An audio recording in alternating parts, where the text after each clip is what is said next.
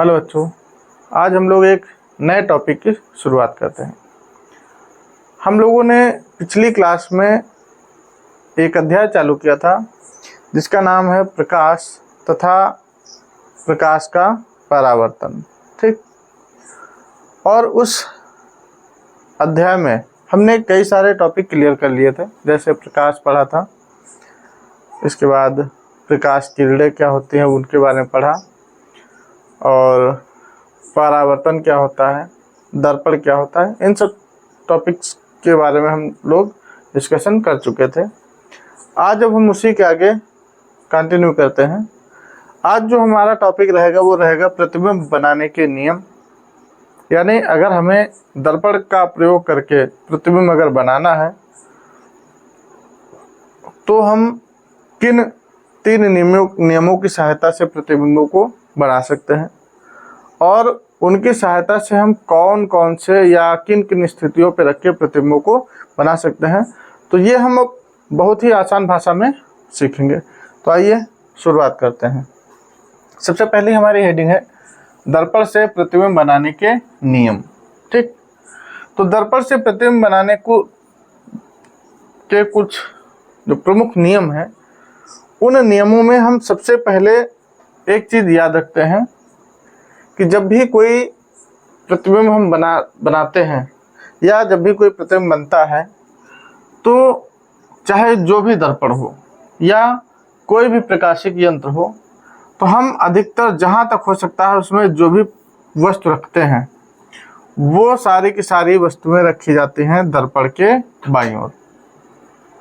तो जब हम सारी वस्तुएं दर्पण के बाईं ओर रखते हैं तो जाहिर सी बात है, जब वस्तुएं बाईं ओर रखी जाएंगी तो प्रकाश किरणें जो चलेंगी वो भी बाईं ओर से ही चलाई जाएंगी।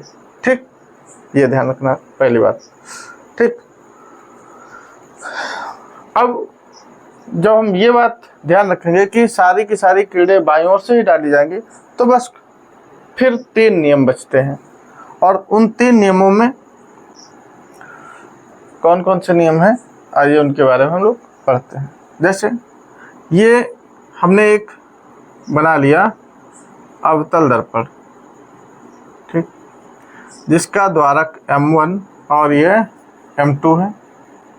ये जहाँ से मुख्य अक्ष या ये कह सकते हैं दर्पण का जो मध्य बिंदु है वो दर्पण का ध्रुव कहलाएगा। इसके बाद इस पूरे गोले का, यानी ये दर्पण जो है जिस गोले का काटा गया भाग है उस गोले का केंद्र हमने मान लिया कि ये यहाँ कहीं था, तो वो वक्रता केंद्र C कहलाएगा। और यदि ये वक्रता केंद्र C है तो इससे आधी दूरी पर हमारा फोकस यानी F होगा। ठीक, तो पहला नियम क्या कहता है कि यदि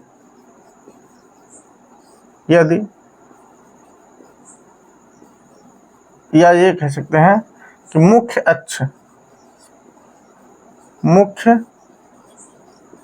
अक्ष के समांतर चलने वाली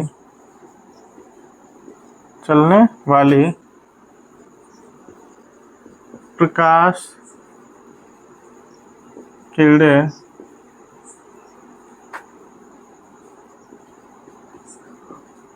परावर्तन के पश्चात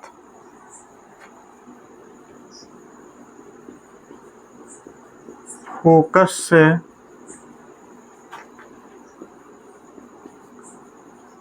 होकर जाती है या फोकस से आती हुई प्रतीत होती है।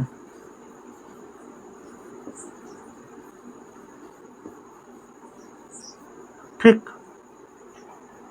हमने क्या बताया कि कोई प्रकाश किरण यदि वो मुख्य अक्ष के समांतर जा रही है, चाहे वो अवतल दर्पण हो और चाहे ये उत्तल दर्पण हो, ठीक, चाहे अवतल दर्पण हो और चाहे उत्तल दर्पण हो। एग्जाम्पल के तौर पर जैसे हमने ये प्रकाश किरण मुख्य अक्ष के समांतर डाली, ये जैसे प्रकाश किरण मुख्य अक्ष के समांतर जाएगी, ठीक, फिर इस दर्पण से क्या होगा, इसका परावर्तन होगा, और जब दर्पण से परावर्तन होगा तो यह मुख्य अक्ष के समांतर हो जाएगी, यानी मुख्य फोकस से होकर जाएगी। कहने का मतलब यह है कि यदि मुख्य अक्ष के समांतर जा रही है कोई प्रकाश किरण तो वह फोकस से होकर जाएगी, ठीक। ये तो था अवतल दर्पण, यानी इसमें वास्तव में प्रकाश किरण होकर जाएगी। अब उत्तल में देखते हैं। तो मान लीजिए ये हमने कोई प्रकाश किरण डाली मुख्य अक्ष के समांतर, अब ये इसका यहाँ पर वक्रता केंद्र C और ये फोकस F। तो ये अब किरण जब जाएगी तो इससे होगा परावर्तन। अब जब परावर्तन होगा तो क्या होगा, ये प्रकाश किरण अब भी अपसारित हो जाएगी, मीन्स फैल जाएगी, यानी ये जाएगी ऐसे, लेकिन ये टकरा के बाहर निकल जाएगी। लेकिन अगर हम इस किरण को देखें, इधर से देखें, तो ऐसा क्या लग रहा है कि ये प्रकाश किरण इधर से कहीं से आ रही है, ठीक, यानी ये इस बिंदु से इधर से आ रही है।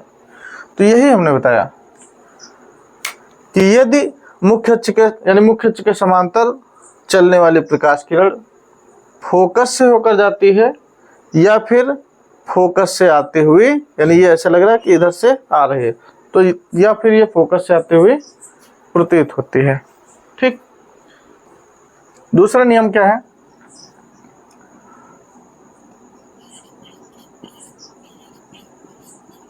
फोकस से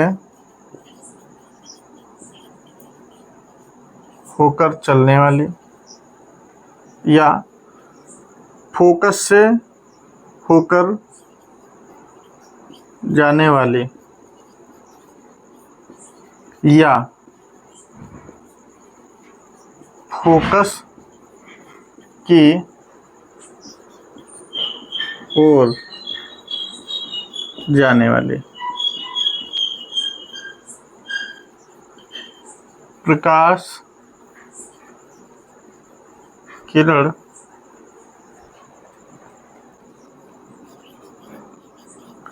मुख्य अक्ष के समांतर हो जाती है, ठीक। अब अगर हम इन दोनों नियमों को देखें, पहला कि मुख्य अक्ष के समांतर जा रही थी, फोकस से होकर जा रही है, ठीक, और इस वाले को देखें तो फोकस से होकर जाने वाली या फोकस की ओर जाने वाली प्रकाश किरण मुख्य अक्ष के समांतर हो जाती है। अगर हम दोनों को देखें तो ये दोनों एक दूसरे की अपोजिट हैं, ठीक। कहने का मतलब ये है कि यदि हम फोकस से डालेंगे, जैसे कहने का मतलब ये है, ये जैसे यह कोई प्रकाश बिंदु फोकस मुख्य फोकस है, हमने कोई प्रकाश किरण ये ऐसे डाल दी, तो ये प्रकाश किरण ऐसे गई और जाने के बाद क्या होगा, ये मुख्य अक्ष के समांतर हो गई, ठीक। तो ये तो प्रकाश किरण क्या था, होकर जा रही थी, तो जब होकर जा रही थी तो ये समांतर हो गई। अब उत्तल दर्पण में क्या देखेंगे, उत्तल दर्पण में दरअसल होता क्या है कि हम कई सारी स्थितियों को कल्पना में लेते हैं, यानी कल्पना करते हैं कि ये इधर से ऐसा हो रहा होगा। जैसे इसमें क्या, इसका फोकस ये F इधर और ये वक्रता केंद्र C, तो क्या होगा, फोकस की ओर ये प्रकाश किरण जैसे जा रही थी, कोई प्रकाश किरण ये फोकस की ओर जा रही थी ऐसे, तो ये इसको जाना ऐसे चाहिए था, लेकिन ये उधर नहीं जाएगी, होगा क्या, ये इस दिशा में ऐसे घूम जाएगी। बात समझ में आई, जाना इसको इधर था, ठीक। यही बोला कि फोकस की ओर जाने वाली, यानी फोकस की ओर जाने वाली। अब यहाँ से क्या हुआ, परावर्तन हो गया, ठीक। यहाँ पे एक सब छूट गया है, जाने वाली प्रकाश किरण यहाँ पे आ जाएगा परावर्तन, ठीक, परावर्तन के पश्चात, ठीक, परावर्तन के पश्चात, यानी हुआ क्या कि फोकस से गई, फिर यहाँ परावर्तन हुआ इसका, और परावर्तन होने के बाद ये मुख्य अक्ष के समांतर हो गए। इसी तरह इसमें फोकस की ओर जा रही थी, फिर यहाँ क्या हो गया, परावर्तन पहले ही हो गया और ये मुख्य अक्ष के समांतर हो गए। तो ये मुख्य दो नियम जो एक दूसरे के विपरीत चलते हैं और इम्पोर्टेंट भी है। इसके बाद अब तीसरा जो नियम है वो बहुत इम्पोर्टेंट हो जाता है, क्योंकि उससे उसका प्रयोग बहुत ज़्यादा होता है अक्सर। तो ध्यान देंगे जरा उसको एक बार।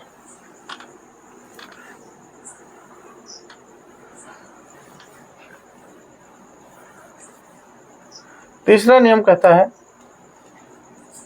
वक्रता केंद्र, ठीक, वक्रता केंद्र से होकर जाने वाली या वक्रता केंद्र की ओर जाने वाली प्रकाश किरण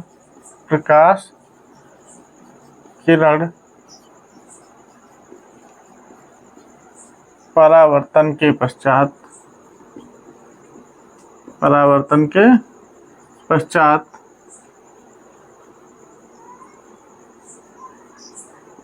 वक्रता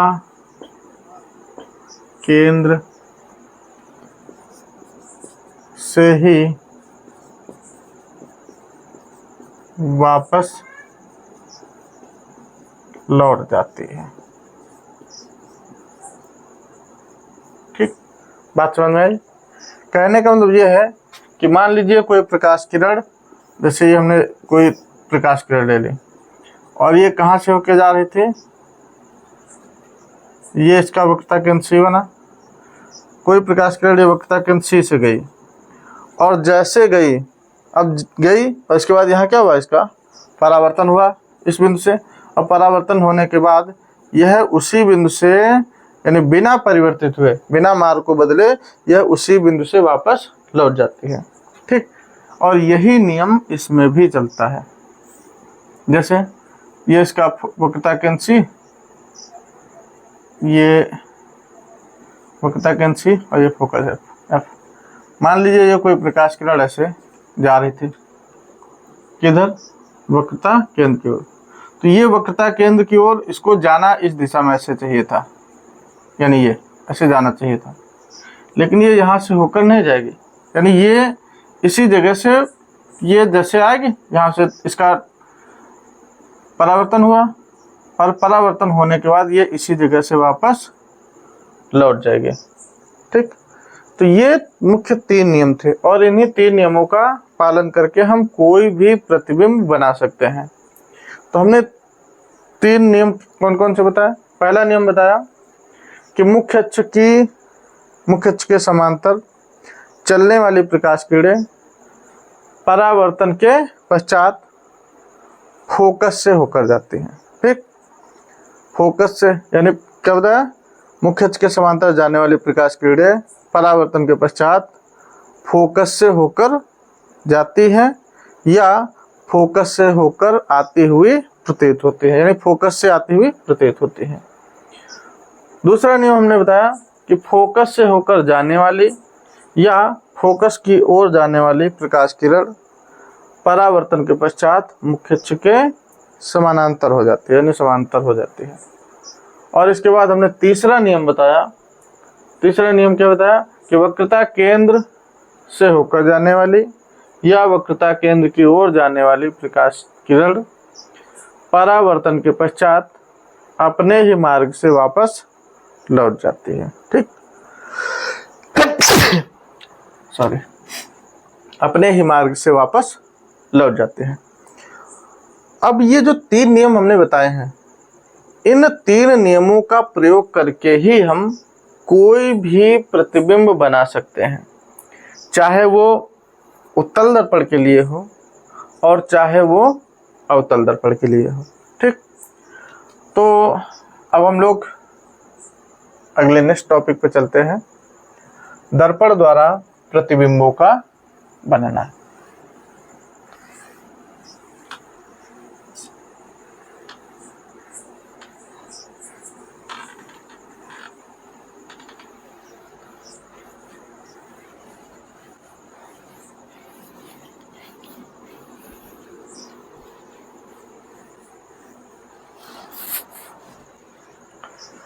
अगला टॉपिक है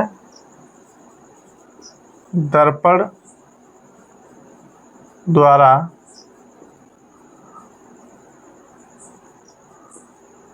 प्रतिबिंबों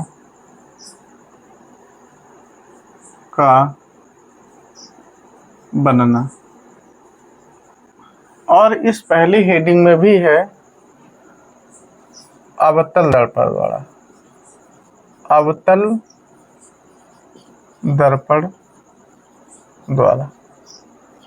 ठीक, हमने कल बताया था कि दर्पण 2 प्रकार के होते हैं, एक उत्तल दर्पण और दूसरा अवतल दर्पण।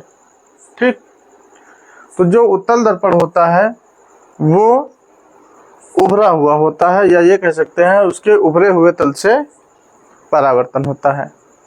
और अवतल दर्पण में बताया था कि अवतल दर्पण वह होता है जिसके अंदर के या दबे हुए तल से परावर्तन होता है।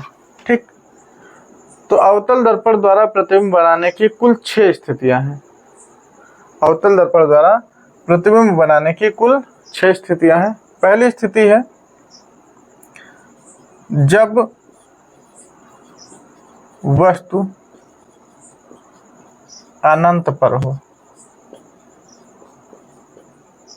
ठीक, पहली स्थिति क्या आ जाती है, जब वस्तु अनंत पर हो। दूसरी, जब वस्तु अनंत व वक्रता केंद्र के मध्य हो। ठीक, तीसरी, जब वस्तु वक्रता केंद्र पर हो।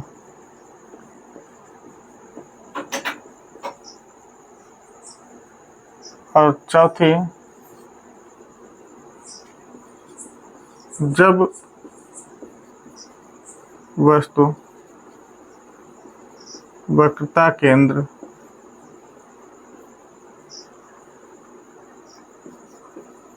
तथा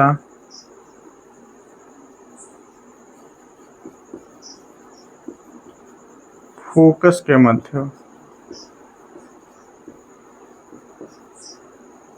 ठीक, इसके बाद जो 5वीं स्थिति आती है, जब वस्तु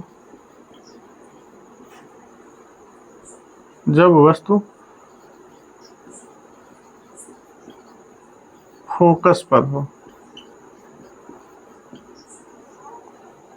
जब वस्तु फोकस पर हो। ठीक, तो इसमें ये जो तीसरी स्थिति है, जब वस्तु वक्रता केंद्र पर हो, तो ये बहुत पूछी जाती है, अक्सर इसके न्यूमेरिकल लगाने के लिए आते हैं। ठीक, तो ये 5 स्थितियां हम पहले एक में पढ़ रहे हैं, और इसके बाद 6ठी वाली स्थिति वो मोस्ट इंपॉर्टेंट है, उसको हम विस्तार से थोड़ा डिप्ले में देखेंगे। जैसे जब वस्तु अनंत पर हो, तो उसके लिए सबसे पहले हमने एक अवतल दर्पण लिया। अब क्या करेंगे, ये हमारा दर्पण का ध्रुव P, ये फोकस F और ये वक्रता केंद्र C। ठीक, और अनंत जो होगा वो यहाँ कहीं हम अनंत मान के चलेंगे। एक चीज हमेशा प्रतिबिंब बनाने में याद रखना, हमेशा एक चीज का ध्यान रखना, क्या कि जब भी दर्पण ऐसे खींचना, ठीक, तो ध्रुव से वक्रता केंद्र के बीच की दूरी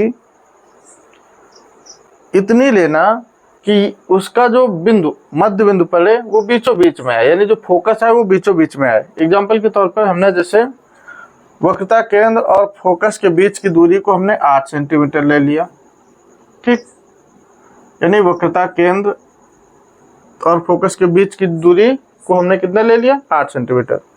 और ये जो वक्रता केंद्र और फोकस के बीच की जो दूरी होगी यही कहलाएगी वक्रता त्रिज्या। तो r बराबर हमने ले लिया 8। तो यदि r का मान हमने 8 लिया तो f का मान कितना आ जाएगा, तो f का मान आ जाएगा, ये फार्मूला होता है r/2, यानी 8/2 बराबर 4 सेंटीमीटर। यानी फोकस कितनी दूरी पर होगा ध्रुव से, तो फोकस ध्रुव से होगा 4 सेंटीमीटर की दूरी पर। तो ये जब एग्जाम में कभी भी बनाना तो ये दूरियां नाप लेना, ठीक, ऐसा लेना कि कॉपी में चित्र बन सके। ये नहीं कि पता लगा तुमने क्वेश्चन पेपर में दिया था 35 सेंटीमीटर 40 सेंटीमीटर और तुमने 35 से 40 सेंटीमीटर की दूरी ले ली और वहाँ कॉपी में चित्र बना ही नहीं पा रहे, तो इतना बड़ा नहीं लेना, वो एक आप मानक मान के ले लेना, ठीक, कि जैसे हमने यहाँ 10 सेंटीमीटर ले लिया अगर वक्रता की त्रिज्या पूरी, तो ये फोकस दूरी कितनी, वक्रता त्रिज्या की आधी मीन्स 5 सेंटीमीटर हो जाएगी। तो ये खास कर ध्यान देना। और जब ये ध्यान दोगे तो इससे होगा क्या, इससे जो तुम्हारा चित्र बन रहा है वो एकदम सटीक बनेगा, यानी रेखाएं सही जगह पे काटेंगे, ठीक। अब यहाँ पर हम बिना पटरी की सहायता से खींच रहे हैं तो हो सकता है रेखाएं थोड़ा ऊपर नीचे हो जाए। जैसे हमने कहा कि पहले हम किरण क्या ले, हमने वस्तु कहाँ रखी, अनंत पे रखी। तो हम दो तरीके से किरण डाल सकते हैं। पहली, एक हमने मुख्य अक्ष के समांतर ऊपर से डाल दी और एक प्रकाश किरण मुख्य अक्ष के समांतर हमने नीचे से डाल दी। तो हमने जब मुख्य अक्ष के समांतर एक ऊपर से डाली दूसरी नीचे से डाली तो क्या होगा, मुख्य अक्ष के समांतर चलने वाली प्रकाश किरणें कहाँ से होकर जाती हैं, फोकस से होकर जाती है। तो ये फोकस से होकर गई, दूसरी ये भी इसी तरह से ऐसे फोकस से होकर जाएगी। तो हम क्या देख रहे हैं, ये फोकस से गई ये भी फोकस से गई। तो कहने का मतलब ये है कि यहाँ पर वस्तु कहाँ पे रखी थी, अनंत पे, और अनंत पे वस्तु को रखा तो अनंत से, यानी यहाँ पे जो ओ डैश वस्तु रखी थी उस अनंत से चलने वाली प्रकाश किरणें दर्पण से टकराई, यानी अपवर्तन हुआ, और अपवर्तन के बाद ये कहाँ से होकर गई, फोकस से होकर गई। और ये दोनों कहाँ पे काट रहे हैं, एक दूसरे को फोकस पर काट रहे हैं। तो जब फोकस पर काटेंगे तो इसका जो प्रतिबिंब बनेगा वो फोकस पर ही बनेगा, ठीक। अब जब फोकस पर बनेगा तो इसकी स्थिति लिखने के लिए आता है कि इसकी स्थिति क्या लिखेंगे। तो इसकी स्थिति जैसे लिखने के लिए आता है कि इसकी स्थिति बताइए, तो हम आसानी से स्थिति लिख सकते हैं। जैसे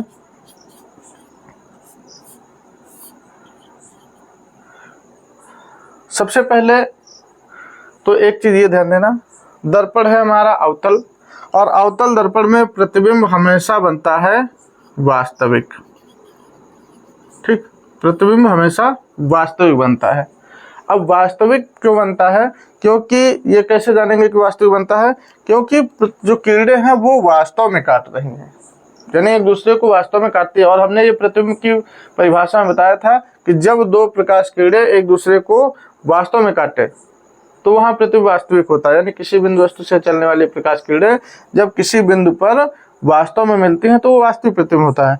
तो ये प्रकाश किरणें वास्तव में मिल रहे हैं यहाँ पर फोकस पर, तो जब वास्तव में मिल रहे हैं तो ये जो प्रतिबिंब बनेगा वो कैसा बनेगा, वास्तविक बनेगा, ठीक। अब एक चीज और यहाँ पे याद रखना, अगर प्रतिबिंब वास्तविक बन रहा है तो इसके साथ में वह उल्टा जरूर बनेगा, ठीक। प्रतिबिंब यदि वास्तविक बन रहा है तो वास्तविक के साथ में वह प्रतिबिंब उल्टा जरूर बनेगा, ठीक। अब जब वास्तविक और उल्टा दो चीजें हमें क्लियर हो गई तो अब दो ही चीजें और लिखनी होती है, क्या, कि वह उसकी लोकेशन और प्रतिबिंब बन कैसा रहा है, छोटा बनना है या बड़ा बनना है। तो ये इसकी स्थिति क्या है, कहाँ पर बन रहा है, फोकस पर बन रहा है। तो यहाँ पर लिख देंगे फोकस पर, ठीक। और कैसा, वस्तु से छोटा। ठीक, तो इसकी स्थिति के बारे में लिख लिया, यानी कैसा प्रतिबिंब बन रहा है, तो इसका जो प्रतिबिंब बन रहा है वो वास्तविक, उल्टा, फोकस पर और साथ में वस्तु से छोटा बनेगा। ठीक, और कहाँ पर बनेगा, फोकस पर बनेगा, और फोकस पर बनेगा वो भी बिंदु रूप में। तो ये हमारी एक पहली स्थिति हो गई। दूसरी स्थिति के बारे में बात करते हैं। जैसे ये हमने ले लिया अवतल दर्पण, मुख्य अक्ष, ये दर्पण का ध्रुव, फोकस, वक्रता केंद्र C और यहाँ कहीं अनंत। ठीक, अब की बार क्या है, जब वस्तु अनंत व वक्रता केंद्र के मध्य हो, यानी अनंत और वक्रता केंद्र के मध्य, तो मध्य की स्थिति मतलब यहाँ पे, और जब वक्रता केंद्र के मध्य हो तो हम कह सकते हैं वस्तु की लंबाई वगैरह हमें पता होगी। तो अब इसमें पहला नियम क्या था कि वस्तु को हम यानी जो प्रकाश किरण डालेंगे पहली, तो ऊपर से ये गई मुख्य अक्ष के समांतर। ठीक, और नियम नंबर 1 कि मुख्य अक्ष के समांतर जाने वाली प्रकाश किरणें कहाँ से होके जाती हैं, तो ये फोकस से होके जाते हैं। ठीक, तो ये प्रकाश किरण फोकस से होके चली गई। दूसरी कहाँ से डालेंगे, तो वो ये डालेंगे वक्रता केंद्र से, ये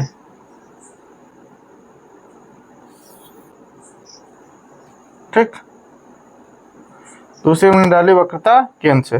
तो जब प्रकाश किरण दूसरी वक्रता केंद्र से डालेंगे तो क्या होगा, जैसे वक्रता केंद्र से डाली, दर्पण से टकराई, और टकराने के बाद वक्रता केंद्र से जाने वाली प्रकाश किरण अपने ही मार्ग से वापस लौट गई। अब कोई भी प्रतिबिंब बनाना होगा तो हमने बताया था कोई भी 2 किरणों का प्रयोग करके हम प्रतिबिंब बना सकते हैं। ठीक, तो हमने क्या किया, मुख्य अक्ष के समांतर डाली तो ये गई फोकस से होकर, दूसरी वक्रता केंद्र से डाली तो ये वक्रता केंद्र से वापस लौट गई। अब हम क्या देख रहे हैं कि ये प्रकाश किरणें एक दूसरे को यहाँ पे काट रहे हैं। ठीक, वस्तु को हमने ऐसा रखा था, प्रतिबिंब हमारा ऐसा बना, यानी ये I डैश। ठीक, कैसा बना, I डैश, ये डैश नीचे है, इसका मतलब क्या है, प्रतिबिंब उल्टा बन रहा है। ठीक, तो कहाँ पर बन रहा है, वक्रता केंद्र और फोकस के बीच।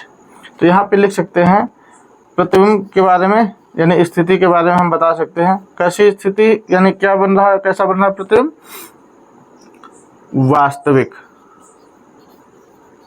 और हमने बताया है कि अगर प्रतिबिंब वास्तविक है तो वास्तविक के साथ साथ वो कैसा होगा, उल्टा। ठीक, वास्तविक उल्टा, साथ में कैसा बन रहा है, वस्तु से छोटा। और कहाँ पर बन रहा है, वक्रता केंद्र और फोकस के मध्य। तो यहाँ लिख सकते हैं वक्रता केंद्र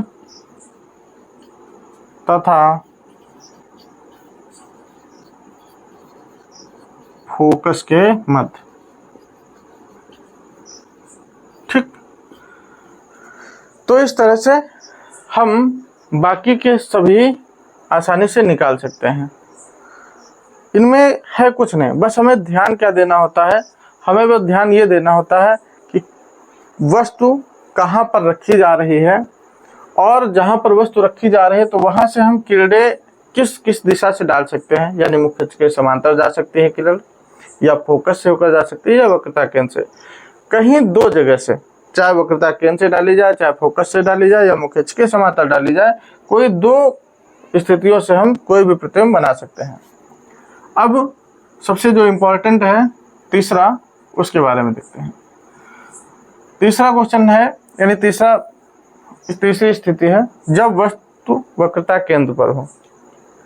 ये फोकस F, ये वक्रता केंद्र C, और ये हमारा दर्पण, और दर्पण का ध्रुव ये P। ठीक, वस्तु वक्रता केंद्र पर हो तो हमने क्या किया, वस्तु को वक्रता केंद्र पर रख दिया, यानी ये O डैश हमारी कोई वस्तु रखी थी। फिर वही पहला नियम, प्रकाश किरण को हमने डाला मुख्य अक्ष के समांतर, मुख्य अक्ष के समांतर डाला तो ये गई फोकस से होकर। ठीक, अब जब पहली किरण यानी मुख्य अक्ष के समांतर डाला वो गई फोकस से होकर, तो अब वक्रता केंद्र से तो डाल नहीं सकते। तो अगर हम वक्रता केंद्र से नहीं डाल सकते हैं तो हम दूसरी स्थिति पे जा सकते हैं, यानी वस्तु को कहाँ से डाल सकते हैं, फोकस से डाल सकते हैं। जैसे ही हमने वस्तु को फोकस से डाला, यानी प्रकाश किरण को फोकस से डाला, तो ये इसका परावर्तन हुआ, और परावर्तन के बाद क्या हुआ, यह प्रकाश किरण मुख्य अक्ष के समांतर हो गई। ठीक, यानी इस तरह से ये ऐसे मुख्य अक्ष के समांतर हो गई।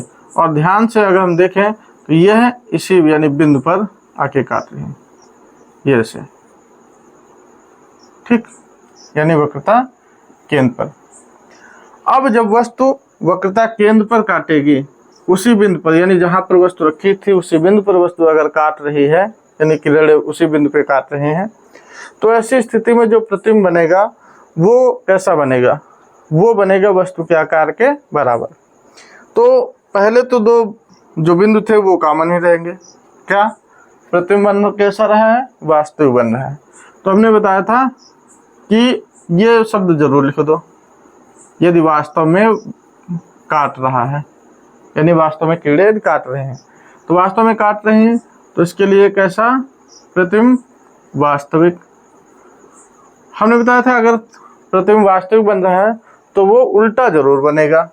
तो ये क्या हो गया, उल्टा, वास्तविक उल्टा।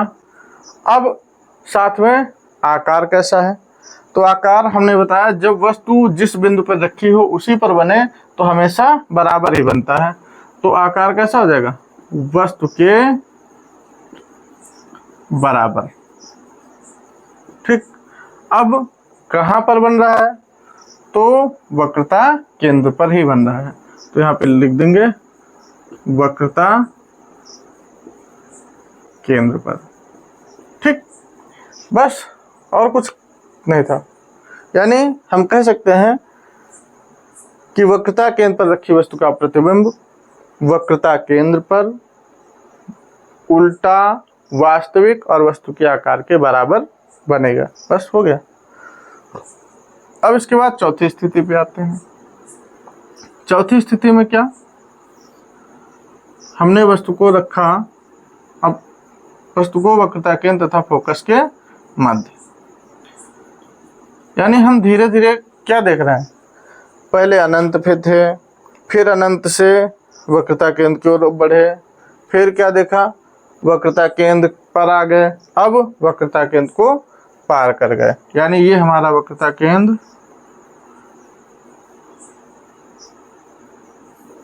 ये हमारा वक्रता केंद्र सी, ये फोकस एफ, और हमने वस्तु को रख दिया यहाँ मध्य में, ये ओ डैश यानी वस्तु रख दी। अब क्या होगा, पहली किरण हमने डाली मुख्य अक्ष के समांतर। जब प्रकाश किरण मुख्य अक्ष के समांतर डाली तो कहाँ से होके जाएगी, फोकस से होके जाएगी। अब क्या होगा, दूसरी किरण हम डाल सकते हैं, दूसरी किरण हमने डाल दी फोकस से। अब जब फोकस से जाएगी तो क्या होगा, परावर्तन होगा, और परावर्तन के बाद यह मुख्य अक्ष के समांतर हो गई। अब अगर हम ध्यान देंगे, ये हमारा अनंत इधर और ये वक्रता केंद्र सी, तो ये यहाँ पे काट रही है बस। अब प्रतिबिंब कैसा बना, ये आई और ये आई डैश कैसा बना, वास्तविक, वास्तविक के साथ में उल्टा, और उल्टा के साथ में स्थिति क्या है, जितनी बड़ी वस्तु थी उससे बड़ा, जितनी बड़ी वस्तु थी उससे बड़ा, और साथ में कैसा बना, जितनी बड़ी वस्तु थी उससे बड़ा बना, और साथ में अनंत और वक्रता केंद्र के बीच। तो यहाँ पे लिख देंगे स्थिति के बारे में,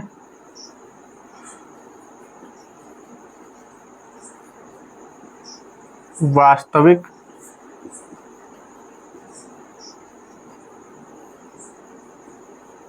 उल्टा, वस्तु से बड़ा, वस्तु से बड़ा, और साथ में कैसे बना, कहाँ पर, वक्रता केंद्र, वक्रता केंद्र तथा फोकस के, नहीं, वक्रता केंद्र तथा अनंत के मध्य। ठीक। इसके बाद एक और स्थिति, जब वस्तु फोकस पर हो। जब वस्तु फोकस पर हो, यानी ये फोकस F, ये वक्रता केंद्र C, वस्तु को फोकस पर ही रख दिया गया। ये तो क्या हुआ, मुख्य अक्ष के समांतर डाली गई प्रकाश किरण, मुख्य अक्ष के समांतर, तो ये फोकस से होके जाएगी। ठीक। अब दूसरी प्रकाश किरण कैसे डालेंगे? तो दूसरी प्रकाश किरण हम क्या देखेंगे कि अगर हम किसी तरह से, यानी फोकस से तो जा नहीं सकते, मुख्य अक्ष के समांतर डाल चुके हैं, दूसरी स्थिति यानी फोकस से डाल नहीं सकते, तो क्या होगा, वक्रता केंद्र से। अब वक्रता केंद्र से जब प्रकाश किरण डालेंगे तो ये नीचे से डाली जाएगी ऐसे, तो ये डालेंगे ऐसे। ठीक।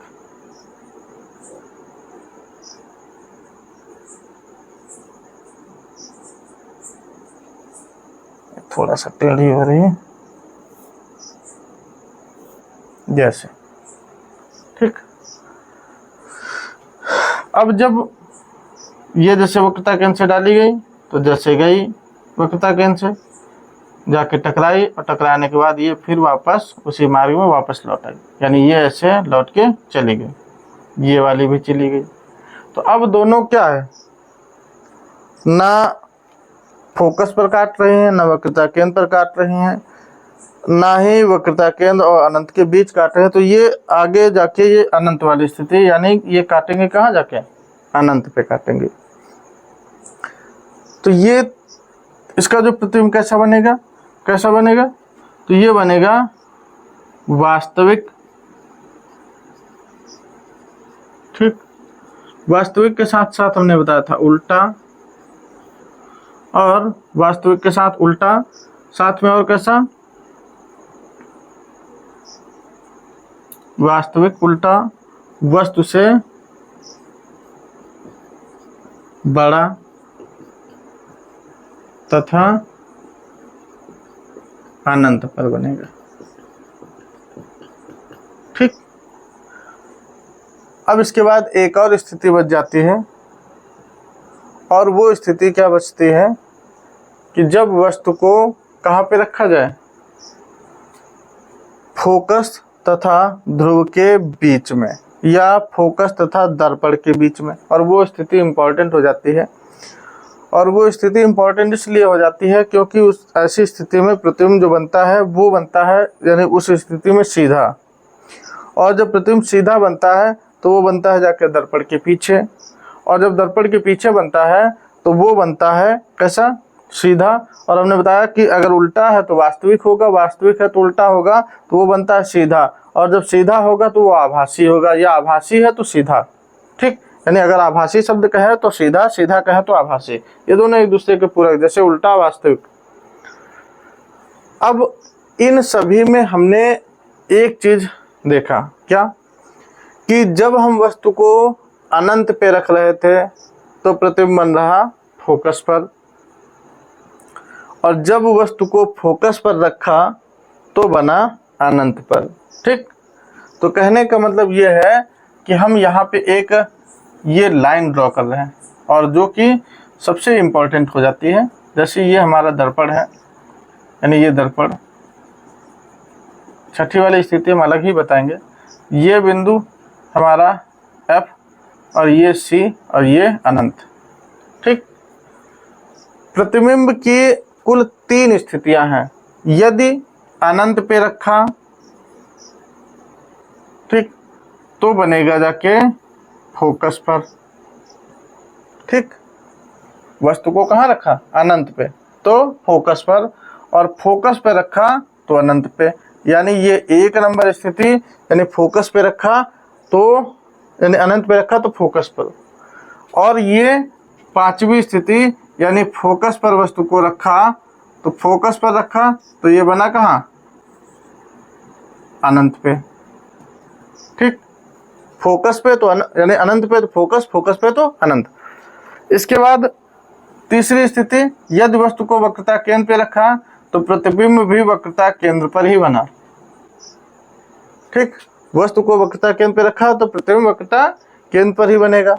इसके बाद वस्तु को हमने रखा वक्रता केंद्र यानी अनंत और वक्रता केंद्र के बीच, या ये कह सकते हैं वक्रता केंद्र के बाईं ओर।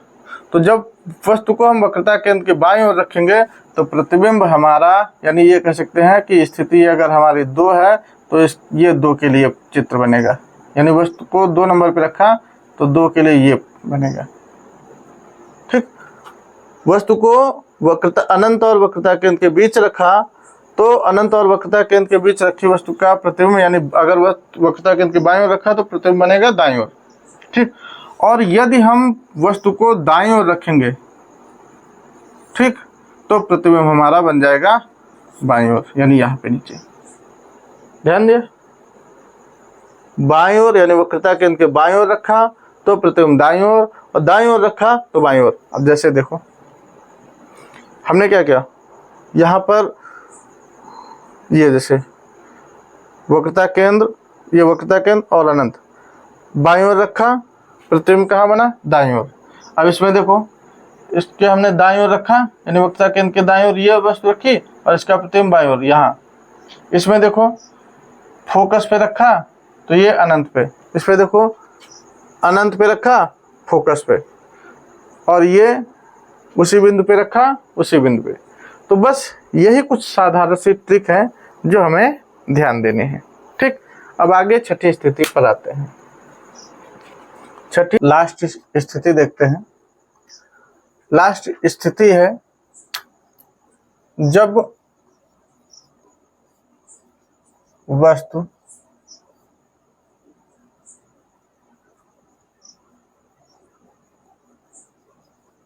फोकस तथा ध्रुव या दर्पण के मध्य स्थित हो। ठीक, और ये छठी स्थिति है।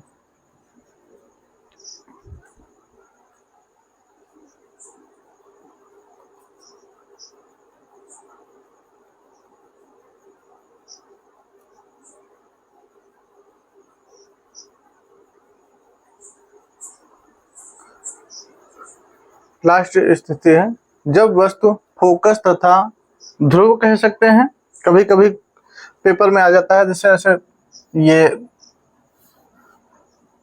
हमारा अवतल दर्पण, ठीक, और इस दर्पण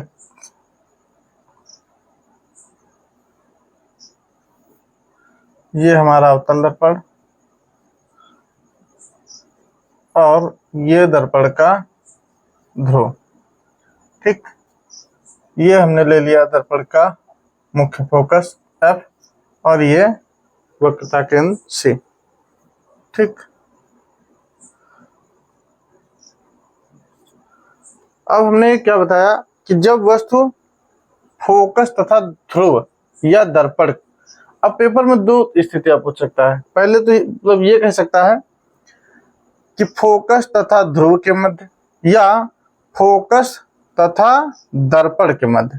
तो फोकस तथा ध्रुव कहे या फोकस तथा दर्पण कहे, दोनों के कहने का मतलब एक ही है, यानी वस्तु को हमें फोकस तथा दर्पण के मध्य ही रखना है। ठीक, अब ऐसी स्थिति में क्या, पहला नियम, वस्तु को हमने डाला मुख्य अक्ष के समांतर, यानी पहली किरण हमने डाली मुख्य अक्ष के समांतर, और जब पहली किरण मुख्य अक्ष के समांतर डालेंगे तो ये कहां से होकर जाएगी, फोकस से होकर जाएगी।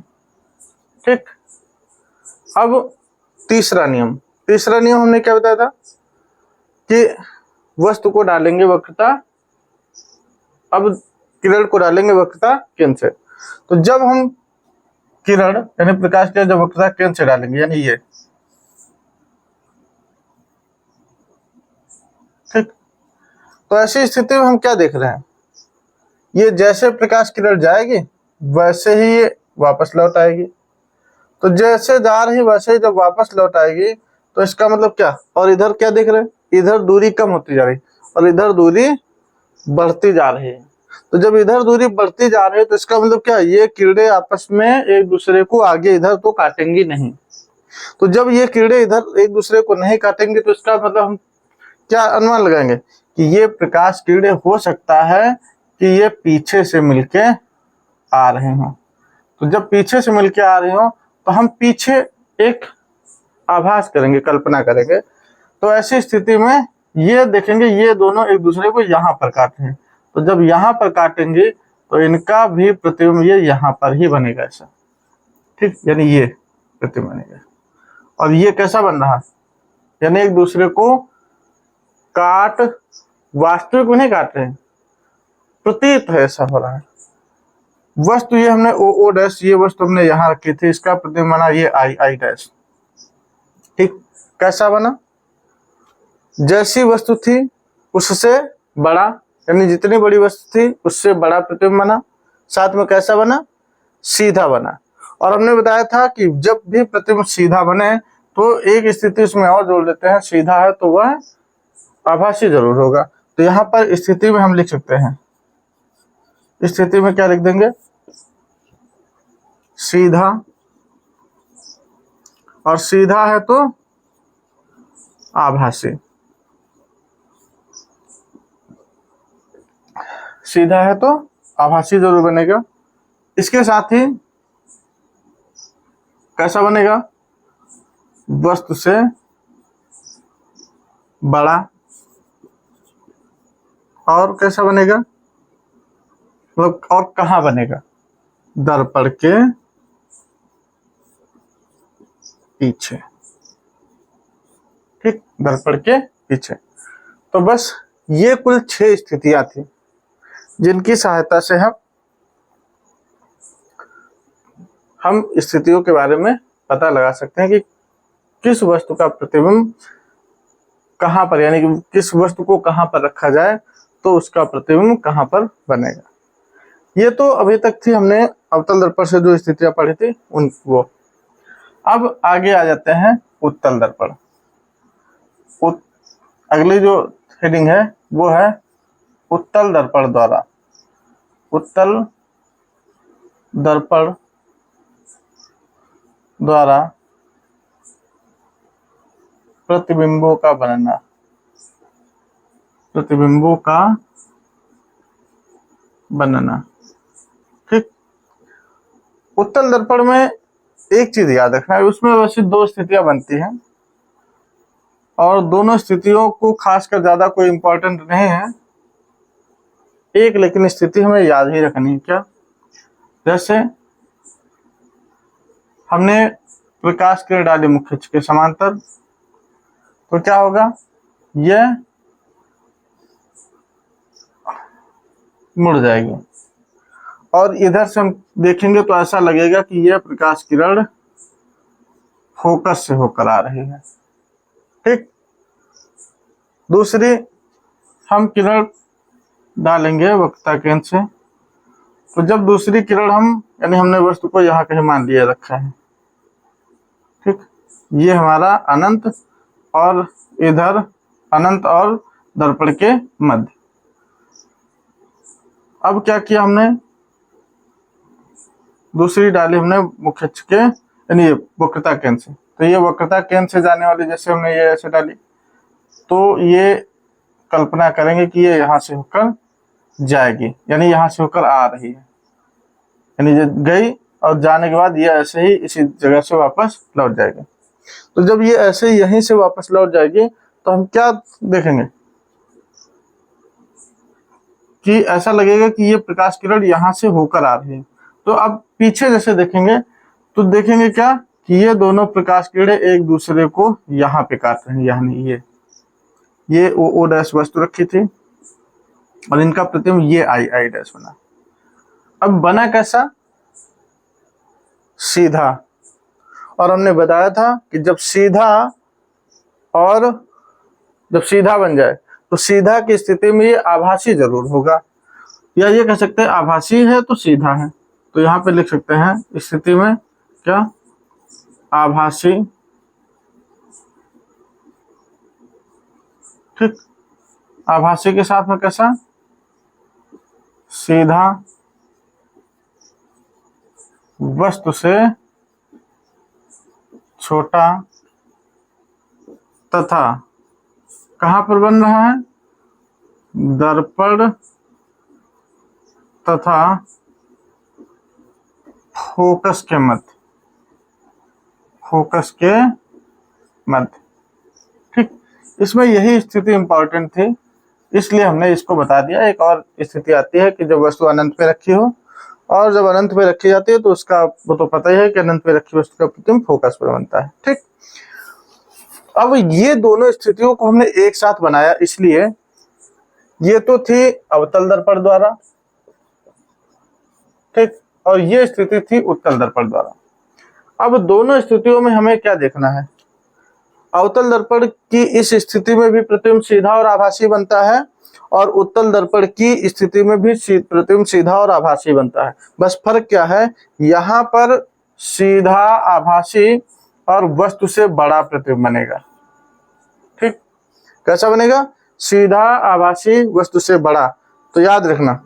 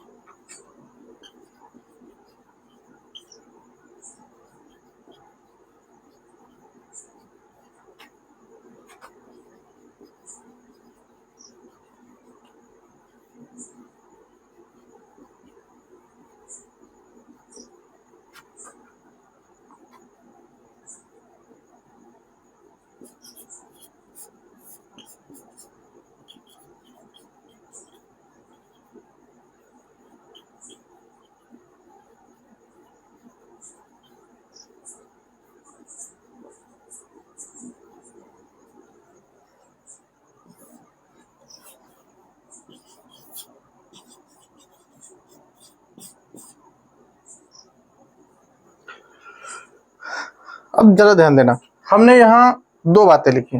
पहली, यदि प्रतिबिंब सीधा आभासी तथा कैसा, सीधा आभासी तथा वस्तु से बड़ा, यदि प्रतिबिंब सीधा आभासी तथा बड़ा बने, सीधा आभासी बने लेकिन साथ में बड़ा बने, तो वह अवतल दर्पण के द्वारा बनेगा। किस दर्पण के द्वारा, अवतल दर्पण के द्वारा। अब जब अवतल दर्पण के द्वारा बनेगा तो उसमें भी एक स्थिति है, क्या, वस्तु कहाँ रखी जाएगी, फोकस तथा ध्रुव के मध्य, या ये कह सकते हैं फोकस तथा ध्रुव के मध्य रखी वस्तु का प्रतिबिंब सदैव सीधा आभासी तथा वस्तु से बड़ा बनेगा। हमेशा याद रखना, ये सार्वभौमिक सत्य है, ऐसा ही होगा। और दूसरा, कि यदि प्रतिबिंब सीधा आभासी वस्तु से छोटा, सीधा बने, आभासी बने, वस्तु से छोटा बने, ठीक, सीधा आभासी बड़ा तो अवतल दर्पण, सीधा आभासी छोटा तो उत्तल दर्पण, ठीक। इसमें एक कंडीशन है कि वस्तु को यहीं पर रखा जाएगा, यानी अवतल दर्पण तो होगा लेकिन उसमें एक कंडीशन है क्या, कि ध्रुव तथा फोकस के मध्य, ध्रुव तथा फोकस के मध्य, इसमें कंडीशन नहीं है, ठीक। इसमें उत्तल दर्पण की प्रत्येक स्थिति के लिए वस्तु को हम चाहे जहां पे रखें, प्रतिबिंब सीधा आभासी छोटा ही बनेगा, ठीक। तो ये